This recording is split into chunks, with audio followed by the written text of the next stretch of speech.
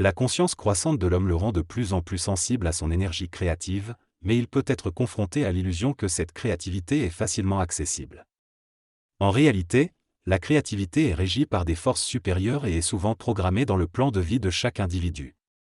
Si l'énergie créative est entravée ou bloquée, cela peut causer de la souffrance. La vraie créativité provient de la conscience supramentale et ne peut pas être contrôlée ou utilisée égoïstement. Reconnaître cette illusion et réorganiser sa vie en fonction de soi-même est essentiel pour trouver un équilibre et un bien-être personnel. Pour se libérer de l'illusion de la créativité, l'homme doit comprendre que c'est une énergie vibratoire qui cherche à s'exprimer à travers lui. Cependant, cette énergie ne peut être canalisée que dans certaines conditions et dans un certain temps, ce qui peut conduire à l'impression d'impuissance et de frustration. L'homme conscient réalise peu à peu que la créativité nécessite des conditions spécifiques et que les événements qui l'entourent sont souvent cachés. Cette illusion peut conduire à une grande fatigue et à une perte d'énergie. Il est donc important de voir à travers cette illusion pour éviter une expérience difficile et inintéressante. Cependant, percevoir la véritable nature de la créativité n'est pas facile car elle a à la fois des possibilités et des limitations. L'homme ne perçoit qu'une partie de cette créativité et ne parvient pas à la faire rayonner pleinement dans sa vie. Il se retrouve ainsi déchiré entre le potentiel de la créativité et l'impuissance à la manifester. Ce déchirement crée une suspension psychique et la révolte, car l'homme conscient a accès à des qualités intellectuelles supérieures mais ne parvient pas à refléter la puissance créative de l'énergie. Les obstacles à la manifestation de la créativité font partie de la construction et de l'ajustement de la personnalité créative de l'homme. Dès qu'il n'a pas pleinement défini sa personnalité créative, il rencontrera des difficultés à exprimer cette énergie vibratoire dans le monde. La créativité est une énergie qui doit se fixer dans l'homme, soit dans son centre mental, soit dans son centre émotionnel. Cependant, l'homme doit se méfier de la fascination que la forme de la créativité peut avoir sur lui, car si l'énergie prend toute la place en lui, il en sera appauvri. Il doit comprendre que le temps et l'événementiel qu'il vit actuellement ne sont pas ceux qui doivent être utilisés pour la manifestation de cette énergie à l'avenir. L'homme doit prendre une décision et fixer l'énergie dans son mental à partir de son intelligence et de sa volonté, afin de pouvoir en faire usage à sa guise. Tant qu'il ne l'aura pas fait, il sera assujetti à cette énergie et ne pourra pas composer avec elle, car c'est elle qui composera avec lui. La psychologie de l'intelligence est la science de l'énergie, mais l'homme doit réaliser le pouvoir de cette énergie sur son mental avant de pouvoir la canaliser efficacement. Il doit perfectionner son rapport avec cette énergie jusqu'à ce qu'il n'y ait plus de tension vibratoire créative en lui, afin de ne pas la projeter dans le monde et dans son travail. L'homme doit apprendre à contrôler son énergie créative pour qu'elle ne soit pas polarisée. Cela implique de développer une personnalité réelle et de s'ajuster parfaitement à cette énergie. La créativité ne peut pas être utilisée à des fins égoïstes et obéit à ses propres lois. L'homme conscient réalise que l'énergie créative suit des étapes et des phases dans l'évolution de la conscience.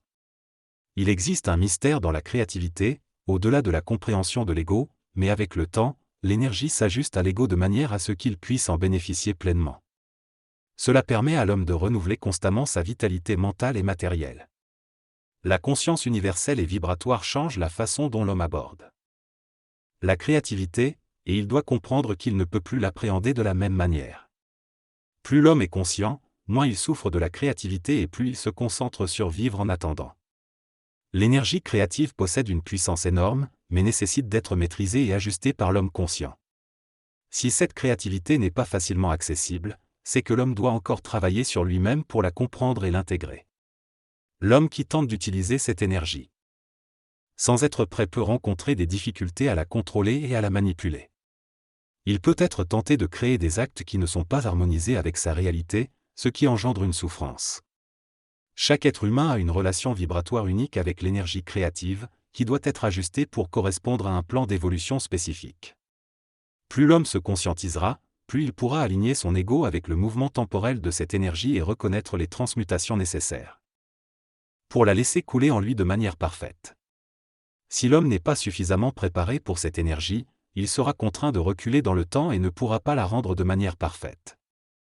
Il faut donc que l'homme se perfectionne mentalement et émotionnellement pour pouvoir travailler avec cette énergie. Il est important de comprendre les lois de l'ego et de la personnalité avant de pouvoir utiliser cette énergie de manière efficace. L'homme doit attendre et se préparer pour pouvoir travailler avec elle dans l'harmonie. L'évolution de l'homme implique une prise de conscience de sa créativité et de la conscience supramentale. L'énergie créative est un fait cosmique qui fait partie intégrante de l'homme et de sa constitution énergétique. Cependant, si l'homme traite cette énergie à partir de mécanismes de sa personnalité encore immature, il en souffrira. Il doit donc perfectionner son corps mental et émotionnel pour recevoir cette énergie créative de manière harmonieuse. L'homme doit également prendre du recul par rapport à la forme que cette énergie prend et réaliser ses illusions afin de travailler uniquement avec l'énergie elle-même. L'énergie créative n'a pas besoin de forme créée par la personnalité de l'homme, elle a simplement besoin d'être canalisée par un mental capable de la recevoir. L'homme nouveau devra comprendre que l'énergie créative est une énergie libre et qu'il doit être libre de la forme pour être libre en elle.